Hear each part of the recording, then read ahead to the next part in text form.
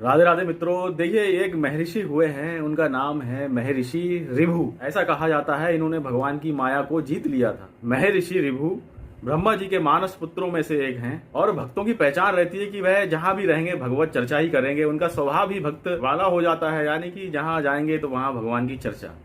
तो ऐसे महर्षि एक दिन घूमते घूमते एक दूसरे महर्षि हैं, इनका नाम है पुलस्त, उनके आश्रम में जा पहुंचते हैं। वहां पे महर्षि पुलस्त का बेटा वेद का पाठ कर रहा था और जब वेद का पाठ कर रहा था ये देख के महर्षि ऋभु जो हैं उन्हें बहुत दया आती है। आप सोचते होंगे कि वेद पढ़ रहे हैं तो अच्छी बात है, यहाँ पे दया वाली क्या बात है, लेकिन महर्षि ऋभु को दया आती है। दया क्यों आती है? महर्षि ऋभु कहते हैं कि इस जीवन का वास्तविक लाभ तो आत्मज्ञान प्राप्त करने में है, वेदों के ज्ञान से ये संभव नहीं है। वह आगे कहते हैं यदि वेदों को आप संपूर्ण रट लोगे और किसी वस्तु तत्व का ज्ञान नहीं रहा तो सब व्यर्थ है। इसीलिए वह महर्षि पुलस्त के जो बेटे हैं उनका नाम है निधाद, उनसे कहते हैं कि तुम आत्मज्ञान की ओर बढ़ो, यानी आत्मज्ञान क्या होता है वह चीज जानो, वेदों के ज्ञान के चक्कर में मत पड़ो। महर्षि ऋभु की बातें पुलस्त ऋषि के बेटे को एकदम चुभ गई और वह अपने पिता का आश्रम छोड़ महर्षि ऋभु के साथ में रहने लगे। अपने पिताजी का आश्रम उन्होंने छोड़ दिया। लेकिन महर्षि ऋभु सोचते हैं कि महर्षि पुलस्त का अब आगे वंश कैसे चलेगा,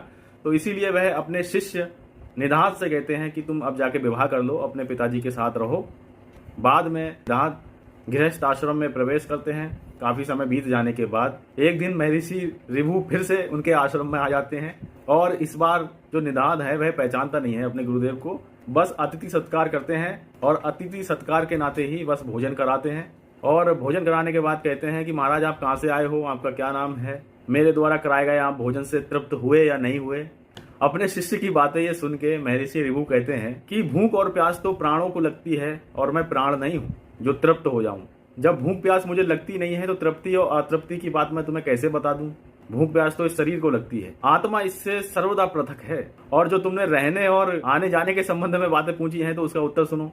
महर्षि ऋभु कहते हैं आत्मा जो है आकाश की तरह सर्वदा विद्यमान है, उसका आना और जाना नहीं बनता है। इसलिए मैं ना आता हूँ और ना जाता हूँ, ना एक स्थान पे रहता हूँ। इसलिए तृप्ति अतृप्ति ये सब परिवर्तनशील हैं। इन सब से ऊपर उठकर तुम स्थिर बुद्धि को प्राप्त करो। ये सब संसारी लोग माया के चक्कर में पड़ के अपने स्वरूप को भूले बैठे हुए हैं। तुम इस माया पे विजय प्राप्त करो। जो ही उन्होंने कहा तुम माया पे विजय प्राप्त करो, त्यों ही महर्षि पुलस्त के जो बेटे हैं निधाद, वे समझ गए ये मेरे गुरुदेव ही हैं और निधाद जो है हाथ जोड़ के उनके चरणों में गिर जाते हैं। तो इस प्रकार महर्षि ऋभु जो हैं बहुत ही उच्च कोटि के महर्षि रहे हैं जिन्होंने भगवान की माया को जीत लिया। बोलिए जय श्री सीताराम।